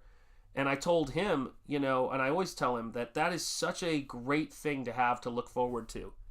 You know, it's such a great thing to have to look forward to, is having new skills emerge. And I'm sort of seeing the same thing with a lot of the stuff I'm doing. You know, I mean, it's a cool thing to know what you want to do. And to have new dreams that you want to chase down. It's been a while. Oops, no. Like, it goes, ban this person. I went to go click on something, and it's like, I'm not trying to ban anybody. Oh my god. Yes, indeed. True CG. Truer words have never been spoken, man. Yeah, and he's just a brother, man. It's been a while. Macbeth and Tombstone. Yes, indeed. It's absolutely true. Yeah. Henry V. That speech is great. That's a great speech. Yep. It's wildness. If I could make a comic faithful MCU, Marvel, and Warlock tag team things. Oh, yeah. See, I loved the character of Warlock. Warlock was great. Oh, no, you Nosfero. Oh, no, you Sphero. Come on, man. We're old men. We can't be doing that. How have you been, brother? I feel like I haven't talked to you in ages. Yeah, it's accidents happen as long as, yeah, exactly. Let me see here. Yep, Tombstone is a great flick. I was watching that the other day, man. So, speaking of my brother, so my brother is an amazing landscape painter. He knows the Unreal Engine. He's a true Renaissance man. He knows how to play the accordion, this particular type of accordion that's found in Russia primarily. Like, this dude, he speaks fluent Spanish. He's learning Russian. I can go to him with any problem, and he also was the one of the two big editors on Nosfero, and someone who I bounce all of my ideas off of. Well, he's my brother from another mother. So I'm, yeah, he's my family on my side, and he's just a terrific guy, and he's you want to talk about people you go through tough times with. I've known him for, I think, how long have I known him for? Probably about 22 years now, I think. 22 or 23 years. And so I've known Rocky longer for sure. And I think Rocky has met him and knows him. But my brother, Nick, he's just such an incredible guy. And he got me a vinyl custom model kit of Doc Holliday from Tombstone. I have yet to assemble it and even contemplate painting it. But it was just such a thoughtful gift. And I, of course, got him a Bride of Frankenstein NECA figure. It's so cool when you're friends with somebody where you just kind of, trade gifts back and forth. I'm going to see if I can keep that focused on where I'm going. I hate that it focuses on my hand. There's got to be a way to fix that. These damn headphones. Here we go.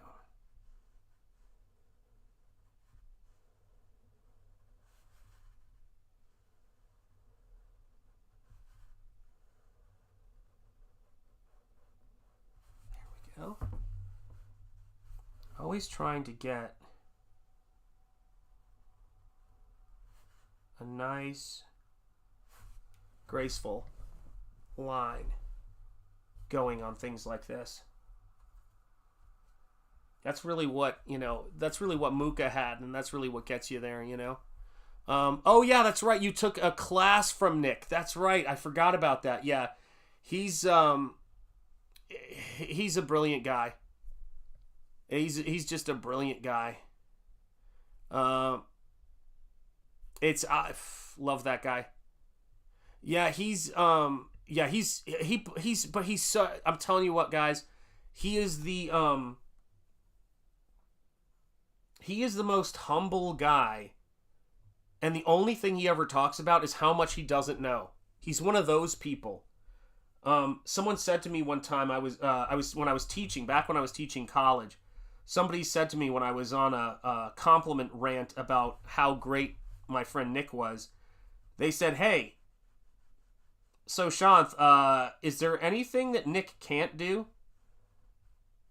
And I actually told him this story because without batting an eye, I looked at the student and I said, "Oh yeah, he can't take a compliment."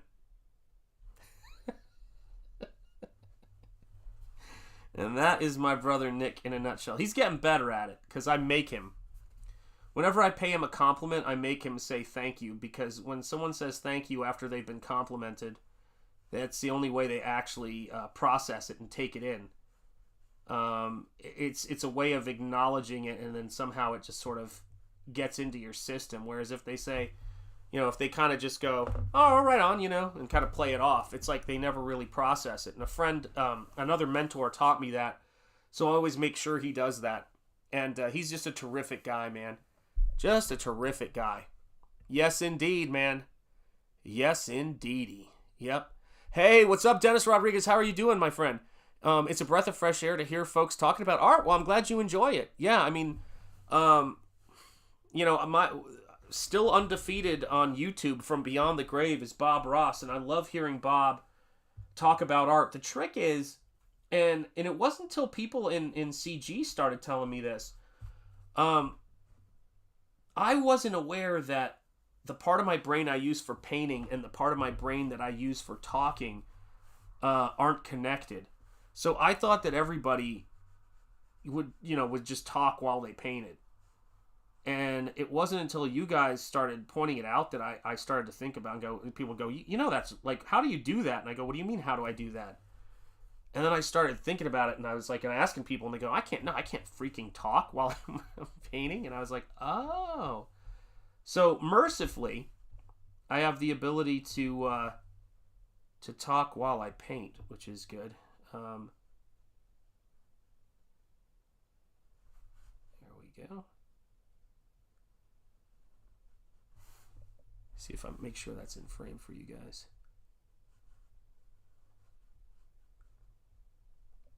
But yeah, it was great to be working on pre-recorded content this morning.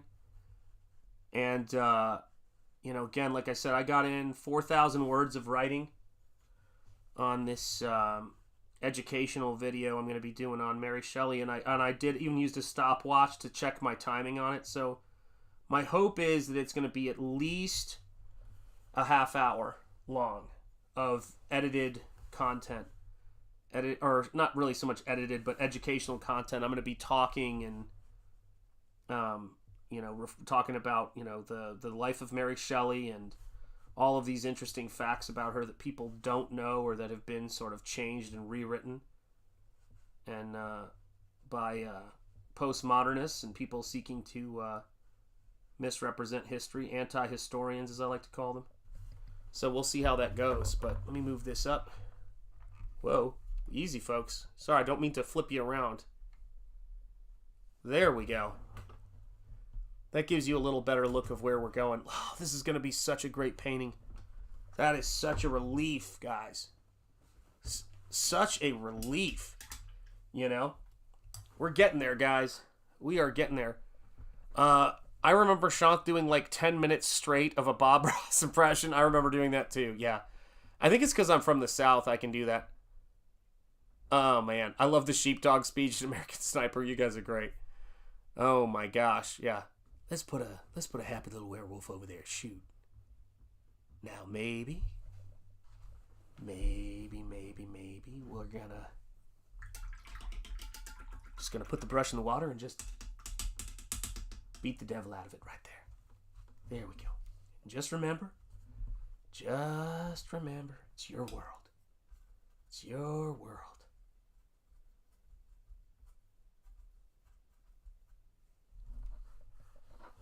We don't make mistakes here. No, we do not. We do not make mistakes. We only make happy accidents. That's right. That's right. Look at that. Look at that. There it is.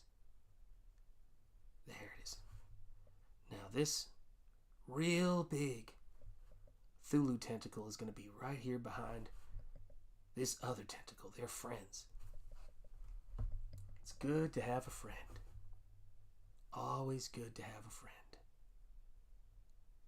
There it is. Just like it.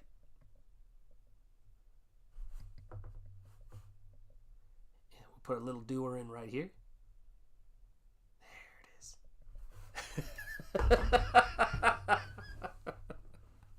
Oh my God, yeah. That's basically what it's like. Yeah, Bob was a special dude. There's no getting around it. He was one in a million. And like I said, I'm so glad that he's alive on YouTube for people to discover him. Just one of those special folks that come along. To the new Warriors soundtrack. Oh, that sounds cool. Bruce Campbell's Chin, a man called Plush. Yeah, he's got a whole channel on Pluto TV. Amen, amen. That's right. That's the key, man. That's the key. Yep. Oh my God, you guys are hilarious. Oh, I can never keep up with the chat, man. You guys are too fast for me. Oh my goodness gracious. Let me just turn this around right here. And let's see. The cool thing about these paints is you can go over them with washes and not worry about it because you can always bring this stuff back. There we go. It's very hard to get out of Bob Ross once you start. I'm working on it, but it's not easy. He's he's addictive, man. It's hard not to get stuck in it. Because it really is a good mentality to use when you're painting. Just think about Bob.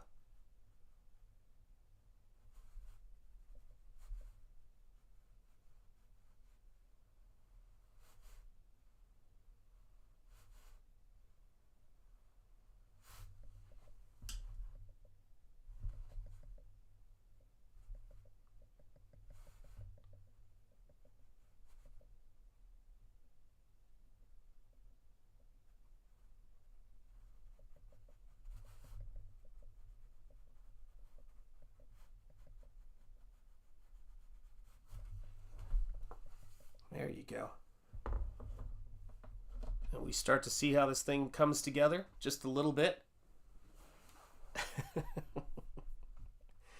Yeah, we have, guys, it's always a blast, you know? I mean, there's so much creativity in the world, and there's so much to learn. And that's the thing, you know, that my brother was talking to me about. You know, one of the things that I was thinking about the other day, and I don't know how I'm going to do it. I don't know when I'm going to do it.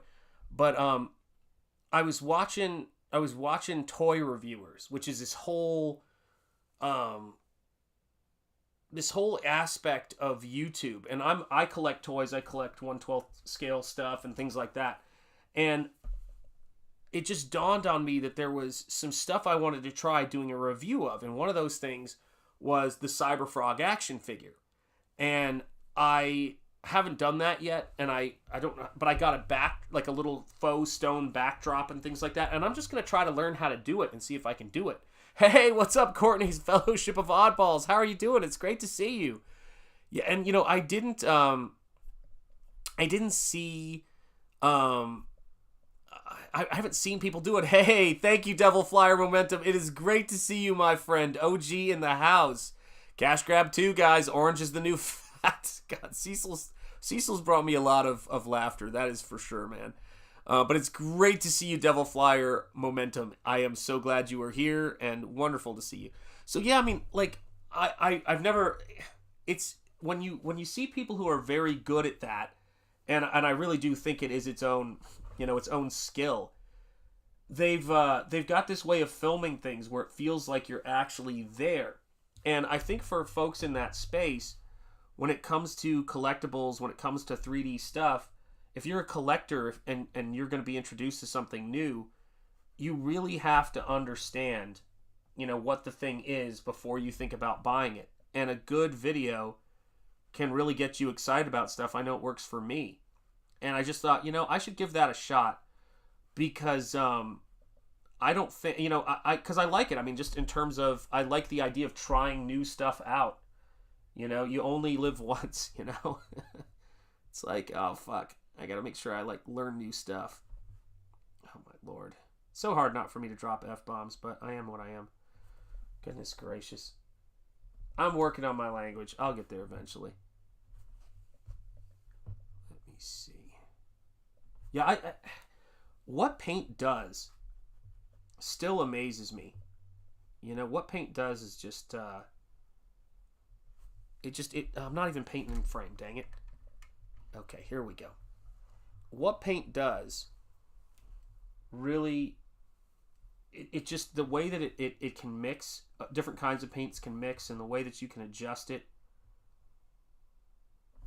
it still fascinates me after all these years working in it, you know. And I didn't start out working in it because I found color and painting very intimidating.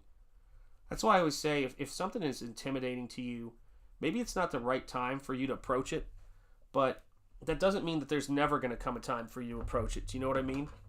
It's just, if people think that I was... Where did that brush go? That's a bit of a problem. Is that it right there? Nope. Okay. Oh, there it is. I always say that if something is... Sorry, guys. It's the nature of this camera here. If something is a little nerve-wracking for you to contemplate doing now, it doesn't mean it's always going to be. So, never stress about it. What paint does, baby? Don't hurt me. Don't hurt me. What paint does? Yeah, I mean, that's how it goes. I have a mouth like a sailor now. I don't teach. I think it's going to be this way from now on. Yeah, I remember the first time. Oh my gosh. I remember the first time. CG is love, even if it's tough love. Amen. Let's see here. It's such a funny thing because I did not swear. I turned it off for my children's entire childhood. And then when I finally went, okay, I'm swearing now. They're old enough. My daughter, it was so awful. My daughter almost started crying. She's like, Daddy! Oh no. It was like she saw Santa Claus, smoking a cigarette or something. It's so terrible, man. It's like, oh my God. Yeah, I'm going to hell. There's no doubt in my mind. Oh, Lordy. God bless that girl. God bless her. So proud of her and so glad to see the woman she's grown up to be. When something is intimidating like a skill, says Antoine Dennison, by the way, when something's intimidating like a skill or anything like that, it's your subconscious telling you it's a path to growth. Dang, Antoine Dennison. Always the professor in here, man. Nicknames don't come out of nowhere, my friend. Nicknames don't come out of nowhere. Let me see here. How long did you teach, says John. Courtney's Fellowship of Oddballs. Bruce Campbell's Chin says, I'm learning cursing from my old man. Yes, that is, for me, I blame Beverly Hills Cop. Yeah, wash your mouth out, says Eric Huffles. I'm working on it. Let's see. I don't cuss except for one time on the Upside Down Pirate Ride. Oh my God, dude. King's Dominion? Holy cow, you just brought back a flood of memories. Until I went on disability in 2019, my first music teacher job was in 2000. Amazing. Okay, back. Diesel! How did I miss you? Were you here before, my friend? Welcome, my brother. It is good to see you, man. It is so good to see you. And speaking of celebrating 9 months, cheers, Brother Shanth, Brotherhood, indeed. And there's only one way I can celebrate our brotherhood, my friend, and that is with some cheerleaders. This one's for you, Diesel, my brother from another mother. Charge! Charge!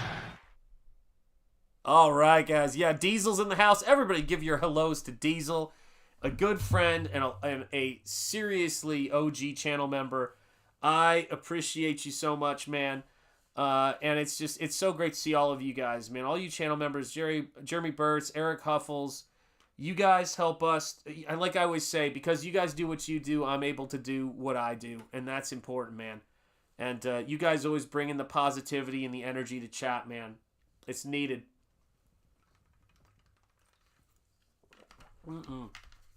It's needed and it's appreciated, guys. Heck yeah. Hail to Diesel. Devil Flyer Momentum is saying, hail Diesel. Everybody is saying, what's up? Diesel effing rules, says Jabez. That's right. Let me see here. Strong as steel, emo. There you go. Look at you guys. You guys are feeling the positivity. That's what we do here. You know? We work hard, we draw comics, and we try to push back against some of the freaking madness. And I think that's what's been so exciting about working on and coming up with an actual battle strategy for pre-recorded content. If there's one thing that I would say the educational establishment has a weakness in, it's not the fact that they're slow to pick up new technology because of the complexity of it. It's that they're lazy about learning new technology. They have maybe one person they'll bring in as a part-timer or one person who's a full-timer who actually knows anything about using technology as a teaching tool, which is to say video content. But most of the folks have no idea how to actually talk to other human beings and they don't have consequential knowledge that people are going to be captivated by. And so when you got somebody who actually knows all of that stuff and knows the production stuff and knows how to research and knows how to write stuff, it seems to me that now is the time to really put content out there where the audience is and say, okay, listen, you guys have been telling people this is the narrative, but who else is, who's able to really put together a counter argument against this stuff? And I think that person is me. And or at least I'm one of those people. So that's something I'm really focused on doing, guys. I want to make videos that people can sit down and watch for 30 minutes and just get their brains going, you know? Or as Gary Oldman in The Professional would say, get my juices flowing. So powerful.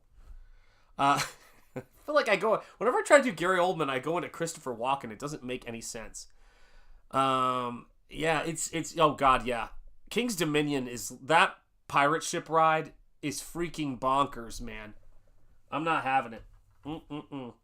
I've seen that thing. I have tasted those waters and I swim on. That's how that works. Yeah. That ride looks absolutely diabolical. Oh. Yeah, I'm not having it. All right, let's see where we're going from here. This is, I mean, guys, I know this is, I'm not stuck in Bob Ross, I promise, but this is so fun. I like hanging out here with you guys and doing these paintings. I want to do more that are earlier in the day because I'm missing Mark's Music Obsession and a lot of my regulars and all that stuff. But it's like, everyone, says Rocky.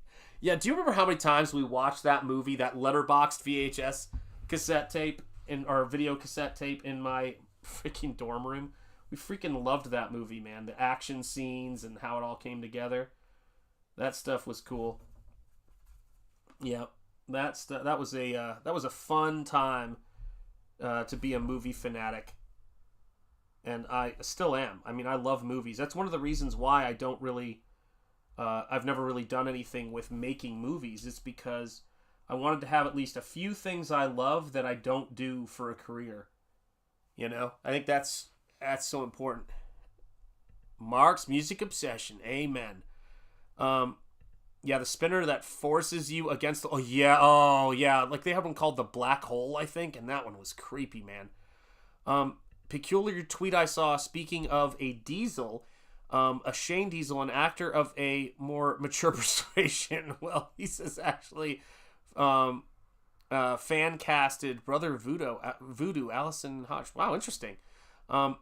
You're referring to the Scrambler or one of the other ones? Oh, yeah, wait. I just got it. Make movies great again. Yes, indeed. Yes, that's right. Gotcha. So, Aldous, is that what I'm saying? Hopefully I'm getting this right. I think I'm pronouncing something, but I don't know. Who knows? I may not be. But it's, yeah, there's, I don't know, man. There's some interesting stuff being done, and I think that I'm trying to, right now at any rate, I'm really trying to catch up with the technology as much as I can so that I can do the best stuff I can. And that comes from, making trailers and intro videos, even frame by frame, making those cheerleaders, changing those cheerleaders' uniforms and then putting Made with Liberty in the USA or the Waffle Lodge logo frame by frame on them and having it move with them.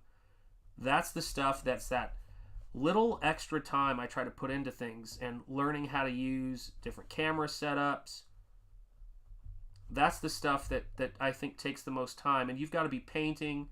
You've got to be, researching things. For those of you guys who have backed the Second Chance campaign, when I talk about every dollar counting, so that campaign closed in October, and then 15 days after that, October 25th, was when they said that was the soonest disbursement would happen. Well, we're at November 20th, and they're still waiting to disperse the money to me. So that's the kind of stuff that we deal with in the independent space. You close that campaign down and put it in demand, and you're counting on that to be able to allow you to do things. And then they sit on that money because they have all these new policies, subjective policies that allow them to do that.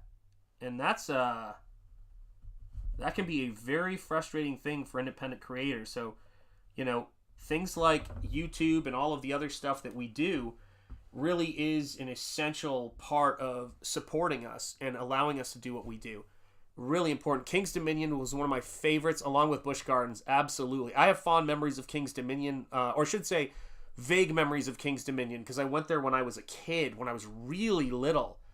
That's why it was such a wow. King's. I gotta look this up. Sorry, guys. You're killing me here. King's Dominion theme park. Cedar Entertainment. That's right. 75 miles south of Washington, D.C. That's right. Wow, man. That just took me back, man. Took me back. Yeah, those are experiences. Those are a trip, man. Wow. Yeah, I mean, it's funny too. I've always loved the aspect of theme parks in particular, not just amusement parks, and the theming elements of kind of creating this, imaginative world. And I'm really looking forward to, as I'm sure you guys can imagine, the Dark Universe Universal Monsters land that they're building for Epic Universe. I think the animatronics look great. I'm not a big fan of like thrill rides because my wife gets motion sick very easily. And so I just try to take, I don't take her on any of those rides, but she obviously loves the idea of vacations. And she loves the idea of, getting away and just relaxing out there and having fun as a family. And, but, I want to see some of the immersive environments they build and things like that for it. So I am dying to see what they do with that. I mean, just the stuff I've seen already looks really cool. Hopefully I'm painting in frame. There we go, guys. Yeah, you get the real, I'm sure you guys know, but you get a real sense. What? Dude, there's been 2 incidents with major rides just this week? Where, man? Brother, you gotta tell us where. Give us the information. Holy cow. Good God. Ugh. Yeah, I know. I mean, shoot, I forget which theme park it was in Britain, but I saw that accident has traumatized me. Oh, one at Knott's Berry Farm here in Southern California. And a Six Flags in Mexico. Dang, man. Yeah, Knott's Berry Farm is, of course, famous for their Halloween. Not Scary Farm is what they call it, change it to or something. Yeah, seriously, indeed, I second that. Our prayers for those involved. Yeah, oh, that's terrifying, man. Jeez. Yeah. I forget who it was. Who was it in the chat who was talking about they had a family member, I think it was their son. God, I feel like I'm blanking on who was working at Knott's Berry Farm during the Halloween season. Oh, this is going to annoy me. But someone in chat was telling me about that, and I just thought that was so cool. Oh, someone in the chat's going to know this, I'm sure. But yeah, I thought that was really outstanding. We got 151 people watching between X and YouTube. Guys, hello to you, and hail Comicsgate and all of you fine folks who are in these spaces and backing these books. If you haven't backed Nosfero the Crypt Walker yet, it's almost to 180 backers. Every backer counts. Every backer makes a difference. And so this is one of the paintings that you have the opportunity to get that's going to be in the 2nd edition of Nosfero the Crypt Walker, so the 2nd printing of that book. And I am hard at work on both my next campaign for my comic book, what do I call it now?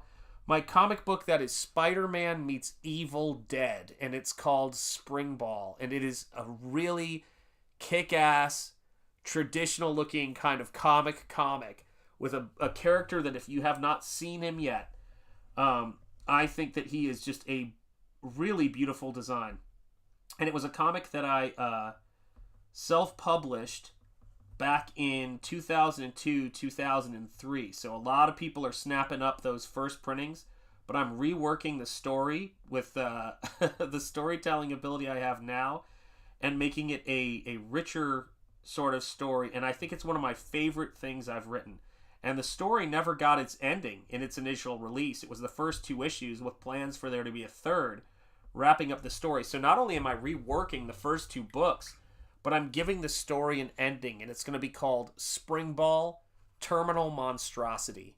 And it's so freaking cool. It's scary. It's wild. There you have it, man. 10 more to 200 right there. Thank you, my brother. 30 years, Rocky Ballesteros. If you're not subscribed to Rocky's channel, can somebody please drop the link to Rocky's channel? I'm trying to get him to 1,000 subscribers so we can get him monetized, because he does a great channel. If you love comics and just like hanging out with, frankly, one of the nicest people that I've ever met, in terms of he is thoughtful, he is creative, and he is always positive. Man, when I've gone through some of the toughest times in my life, this guy and my brother Nick have just sort of been there for me to talk to, and we've been through stuff, man. We've been through stuff as fathers and husbands and all that kind of stuff. So do make sure you check out his channel, and let's help him get to 1,000 subscribers, because he's truly, I can guarantee you when you watch his streams, he's doing some breathtaking work too. He's doing master copies, and he's filming them in incredibly high resolution, because he's using Ecamm, just like I do. And it's the thing that's cool about it. Only in Rocky's case, he tested out every software. So Rocky just did a ton of research, and he's done master studies of Mike Zeck's Punisher, of Will Eisner, and he's currently working on one of Mobius. And brother, I gotta tell you something, man. I looked at the thumbnail. I haven't had a chance to watch it yet because I've been writing all day. But that Mobius piece is looking sick, man. I feel like it tapped into something that because you typically do a lot of line stuff, and Mike Zeck did in an interesting way too. But Mobius, it was like just seeing you get into some of the cross contour stuff he does. I feel like it just clicked you over into something. So yeah, there's Rocky's channel. Thank you, awesome one. If you guys are not subscribed to Rocky's channel, here is the link. Click on that link and subscribe to it. If you love comics, and if you like artistry, and you like seeing comic book reviews, he is one of the most passionate comic book fans, but also he has a very long career. Frankly, now it's a 26-year career in the animation industry. He's worked for Lucasfilm. He's worked for almost every company you can imagine. He's done commercials, like that award-winning commercials. He's an award-winning director. He did the Aaron Esurance ads at his studio that he founded. And now he is working independently and building his brand online under his own name on both his YouTube channel, and he's got stuff cooking. So make sure you're there. Make sure you're subscribed for when that stuff drops, man. Because him and we've been drawing comics and having these dreams for 30 years and sending work back and forth. And that dude has got skill for days. And he's a huge part of why Spring Ball is coming back. There's 2 people who've constantly been in favor of Spring Ball and me returning to that project and wrapping it up and giving it a second shot. And that's my wife, Mrs. Enjetti, and Rocky. And Rocky has gone so far as to become somebody that I share the in-progress work with. And he gives me thoughts on, maybe you could word that differently. And I'm just like going, I'm bringing him on board to be a second set of eyes as both an editor. Dude, come on now. You had me at hello. You complete me. Love that line. But yeah, he does really killer stuff. And, what's funny is, and for a lot of us, this is a wild thing. We both enjoy the technical challenges of running shows and trying to present the stuff that we do on YouTube in the best way possible. But in addition to that, one of the things that we really do enjoy is working with traditional media. And it's a weird thing that we do both of those. But I think there's something about traditional media that's kind of fascinating to watch. I know I enjoy watching it when I see other people do it. And it's so cool to see him because a lot of his career was, working using the tools of animation, which have been largely digital. And it's just like, I think that he didn't even realize how good he is at traditional media. And it's awesome. It's so great to see. Because, that's how I met him. He was working in traditional media, obviously. We met each other freshman year of college in 1994. So 30 years ago, we started college. Yeah, traditional is where it's at. It's interesting, man. I watch people do woodworking. I watch people do brushwork. It's crazy, man. I'm inspired by so many interesting and different things, Like my brother Nick, again, my Renaissance man brother Nick, Pops, says Mr. Monkey Boy 1969. I know. You're gonna have to crack on us for that. I know we're not even 50 yet, man. We're close, but we're not there yet. But my brother Nick got me some artwork by this horror movie poster and print artist named Jason Edmiston. I don't know if you guys know his stuff, but he has an art book called Visceral, and he did a remastering painting of a skateboard deck art that I loved. So my influences come from everywhere. And I couldn't afford to get it because, as you guys know, self-publishing comics and doing all this is tough, man. We need every dollar. We need all the support we can get. And we're just on our own making this stuff happen. And so this was a couple of years ago. He got me this deck. I got to show it to you guys.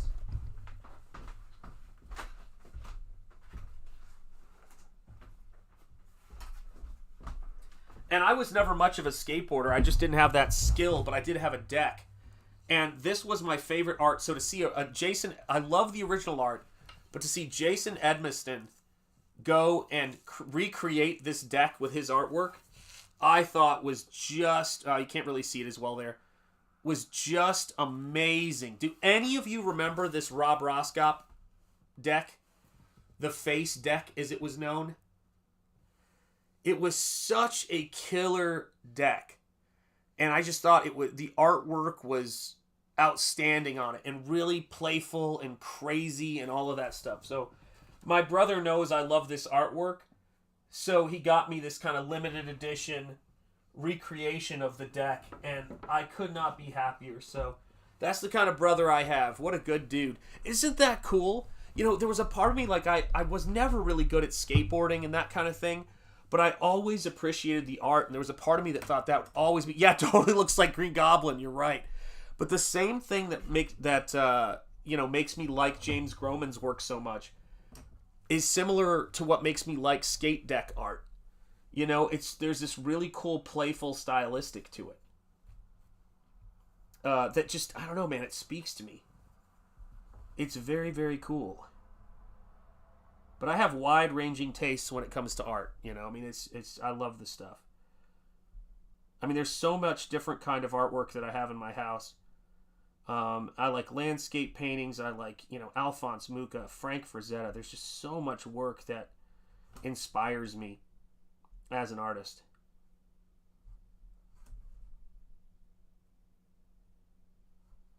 And I want to make sure that when I'm making these books, they're not just comic books, but that you guys get to be here and be flies on the wall while I create this stuff.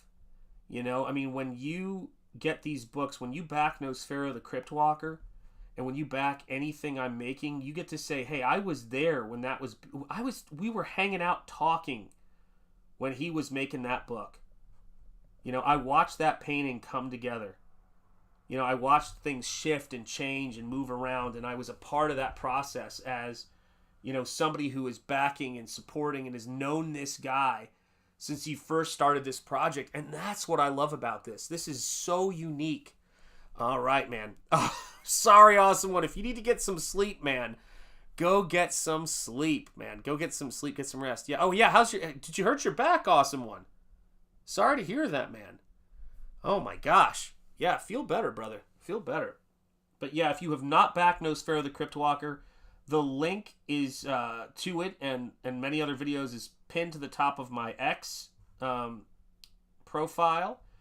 And then, in addition to that, if you're watching this on YouTube, the link is at the top of the description for this video. So make sure you get out and back that book. It needs your support. And my family and I definitely need your support. You will not regret it. It is a beautiful story with beautiful artwork. And I can't stress how... I don't know, the beautiful message in the story and the beautiful relationships the characters have. And I really do think that there's too much cynicism, and at the same time I didn't want to do a book that did not acknowledge real trials in a lot of ways, again, like Milius's Conan. But having gone through tough times and experiences does not damn you to a future that's awful. Oftentimes it makes you stronger, and oftentimes if you approach it with the right attitude, you learn how strong you are, and you can sort of be forged in that kind of crisis and in that kind of turmoil. And that's why, Dumas's Count of Monte Cristo was also a big inspiration for how I think about Nosfero. And that's just a big part of it for me.